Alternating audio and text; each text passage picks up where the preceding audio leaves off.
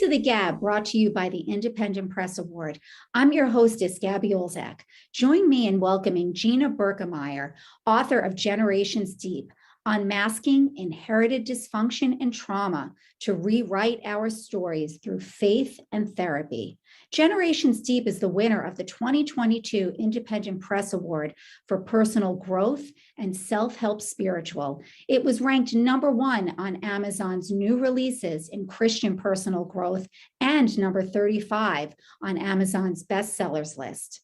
When she's not busy writing, Gina works as a therapist at Crossroads Counseling in St. Louis, Missouri. She teaches and writes with a healthy combination of faith and science.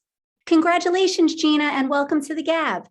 Thanks so much. It's great to be here. Oh, wow. First, I would like to say, wow. Generations Deep is a really, really powerful read. And Gina, I have to say it was really courageous of you to share so many intimate, personal moments of your life. And I have to say that so much of your personal story resonated with me, my life, and similar experiences that honestly, I didn't even remember that I had. Tell us about Generations Deep and what led you to write it. So Generations, well, first of all, thank you for sharing that. I really appreciate your willingness to share that with me. And that's so encouraging to hear, because that means that the book is doing what I had hoped that it would do. So Generations Deep, I say that it was a story 5 years in the making. The book was 5 years in the making, but really it was a lifetime in the making.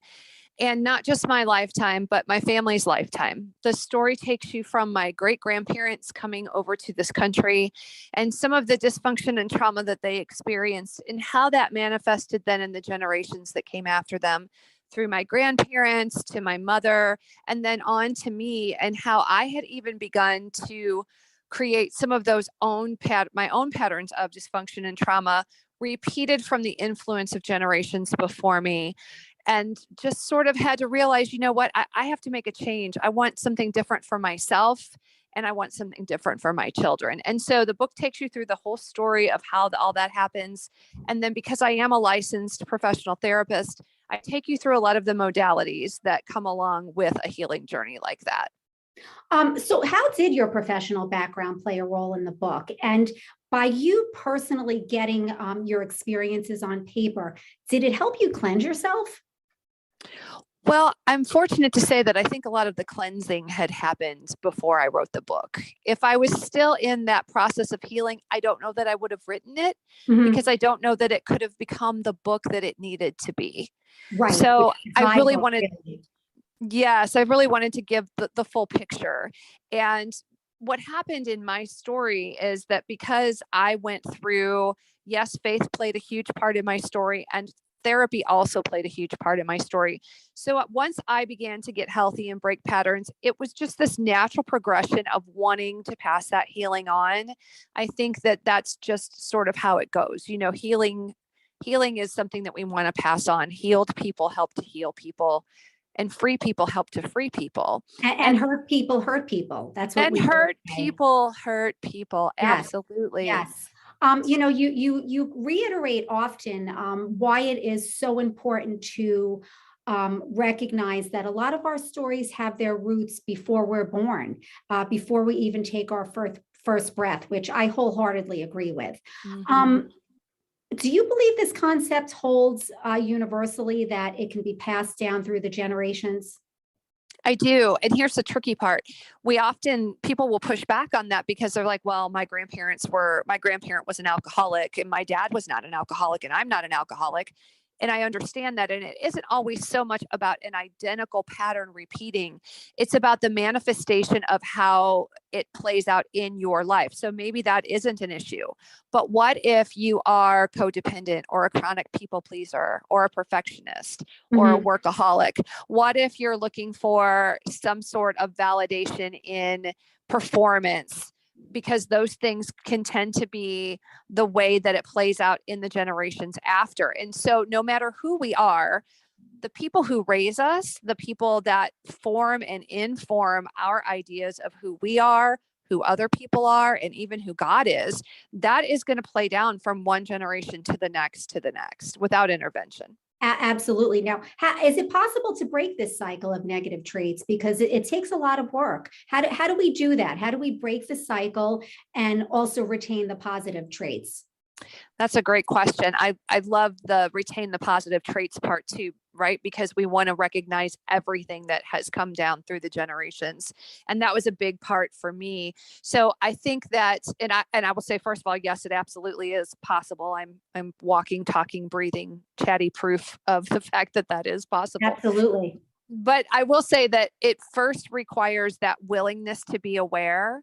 I often tell my clients that if we don't see it and we won't feel it, then we can't heal it.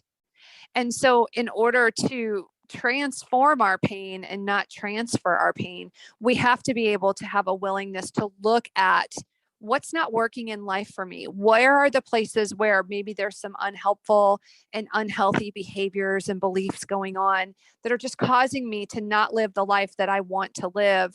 And I think the key in doing that is to stay out of shame, because shame will often drive us right back to those behaviors. So we really want to just be in a place where we give ourselves permission to notice these things. And then we can begin to figure out, okay, so what's the next step that I need to take to heal? And oftentimes that's not intrinsic. We can't just pull that out of ourselves. Oh, this is what I need to do to heal. That's where the importance of therapy comes in. And if it's a part of your story, faith could be a beautiful component to the healing journey as well, along with a really good support system. And sometimes that requires making some shifts in who we expose ourselves to and who we share our stories with. And that's hard. It's, it seems real easy, even in my own life, to repeat bad behavior and not to do the work. And I found it was very apparent while reading Generations Deep that it's really all about taking action. And in fact, at the ends of each chapter, you have a prompt, your turn, and it's reflect, engage, and write. And I love that.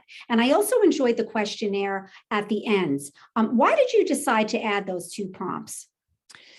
So I think it's great to read someone else's story, but almost always when we're reading someone else's story, we begin to connect some dots in our own story. I think when story is told well, that's what it is meant to do, is to help us see a bit of ourselves in the story or how it resonates in our life, and to be able to give my story, as because vulnerability invites vulnerability. So being able to give my story and then say, okay, so what did you see here? How does this hit you?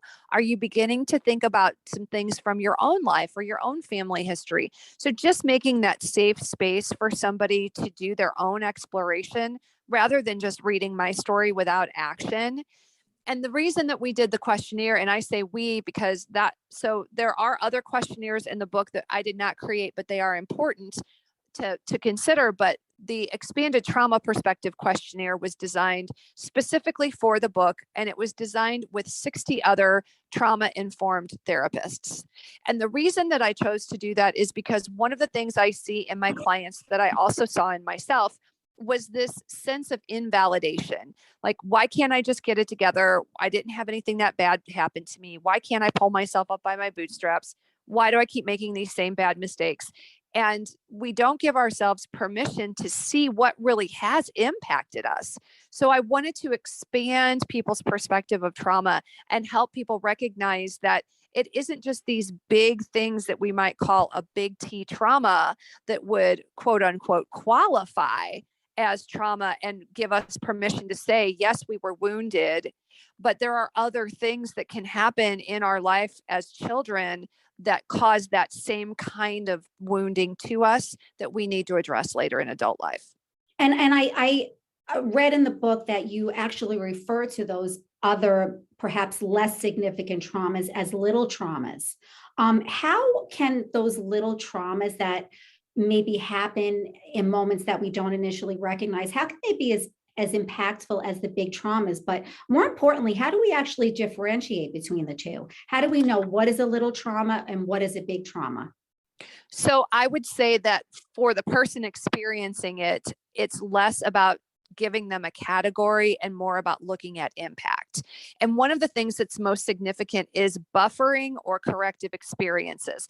There's a whole part in the book that talks about what an emotionally corrective experience is and how those can be salvific and how they can help heal old wounds and even prevent new wounds from happening, or at least help us heal quicker. And I think what happens is we don't think about what's called the little t traumas, but the truth is that our brain does not designate between the two. So anytime we're left in that state of feeling something that doesn't belong, like we can't make sense of it, this has wounded us, it's harmed our identity, our development, our sense of trust.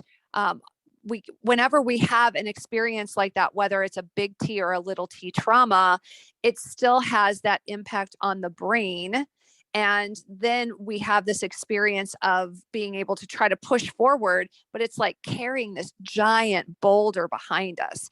And we just can't do that. And so even when I talk to people about who say, well, you know what, my parents, they were pretty, I mean, they were okay. They did their best. They yelled a lot. They argued a lot, and they would kind of go to their own corners, and we might not see mom for a couple of days. And I would hear things like that, and never in a million years would that person classify that as a trauma.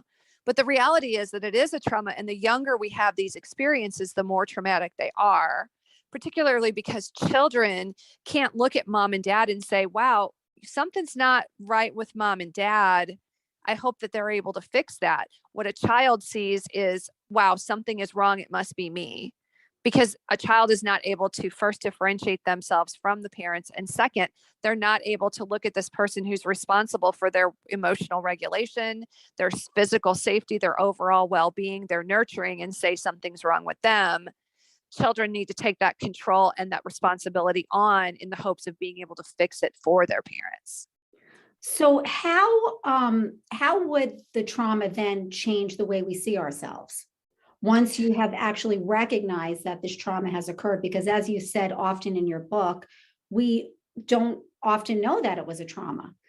And by reading your book, as I mentioned earlier in our talk, I remembered there were triggers. I remembered things that happened in my childhood based on what I read about you. So once we recognize those, how does that change the way we see ourselves? So I think it starts with that whole idea of how do you see yourself and what do you want to be true of you? Now, for me, because faith played such a big part in my story, I was able to say, okay, how is it that I believe God sees me? And how is it that what is the healthiest version of me? What does that look like? If I had the magic wand, what would that healthiest version of me look like? What are maybe some of the lies that I have believed and just sort of adopted and adapted my behaviors to? So maybe for some people, it's that in order to be loved, you have to perform. Or maybe it's that people who love you hurt you. Or maybe it's I'm stupid. And so I can't really, you hear that message over and over again from your caregivers or your parental figures. And so you move through life with this sort of belief that you can't do things, or that the way we handle our pain is to turn to drugs or alcohol. It could be a number of things that cause devastating consequences in our lives. Once we recognize that we're not living the life that we feel we really want to live, nor that we're meant to live, then we can begin to get some help and think about, okay, so what does it look like to heal? And what are the things that I hope to achieve from this? Do I want a better sense of identity? Do I want to feel like I don't have to perform for affection and for acceptance? Do I want to break some addictive cycles and patterns? Do I want to learn how to create better relationships and choose better relationships in my life? What does healthier look like to me? So knowledge and action, this is what I'm gathering from Generations Deep. Knowledge and action equals change for ourselves and for future generations. Yes. How do you want the reader to approach Generations Deep when reading it? And how do you hope it'll impact their lives?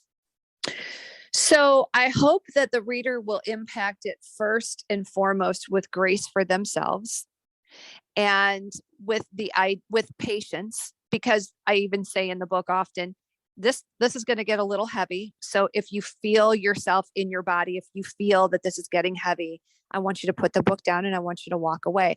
That Some was people a don't have. gentle reminder. I did like appreciate reading that. Thank you. Yeah, I think it's important in a book like this because, the book isn't for the faint of heart. I mean, I will just say that straight away. It's not for the faint of heart.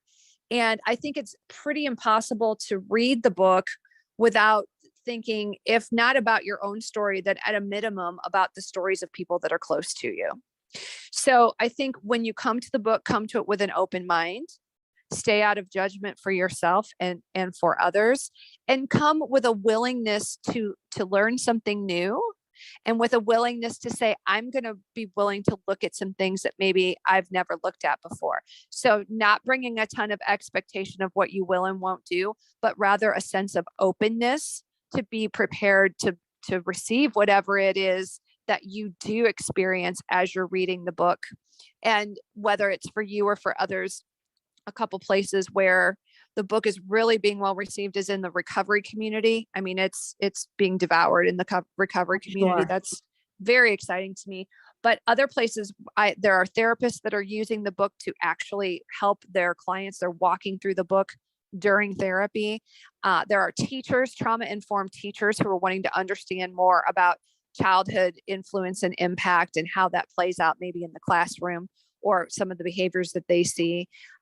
So there's a lot of different places where I think the book is applicable. Even I've had spouses read it for the sake of trying to understand their partner's experiences early in life. And one of my favorite emails that I ever received about the book was from a young woman who said, I want you to know that I'm reading this with my sister. And after about 5 chapters, my sister and I talked, and we are now going through it with our third sister, our mother, our aunt, and our grandmother. And we're all doing the book together. Wow. Congratulations. I mean, that's amazing. It really is. So tell you. us, Gina, do you have plans for another book? Yes, actually I do.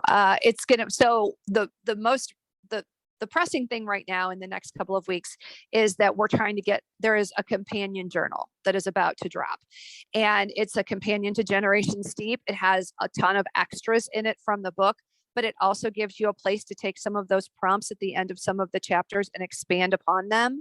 And it also gives you an opportunity to take the questionnaires that are in the book, and insofar as you can with the knowledge that you have, to lay the answers for each generation next to each other in one place, where you can see how some of those things have repeated from one generation to the next. So that is, that's the most pressing thing. And hopefully, as I said, that'll be ready here in a couple of weeks.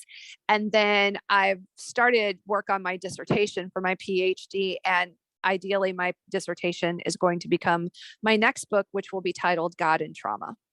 Wow, we're really looking forward to all of that. How can readers learn more about you, Gina? So real simple way is just to go to generationsdeep.com. They can get pretty much everything there, but I'm on the socials and I talk a lot about different things that are coming up. We have some training based on the book for therapists that we do. And then there is a training that's going to be sort of like a group therapy support group that's going to launch at the end of the summer. And the way to find out about those is to follow me on social media at My Out Loud Voice. Wonderful. Thank you so much for joining us today, Gina. This is Gabby Olzak of the GAB.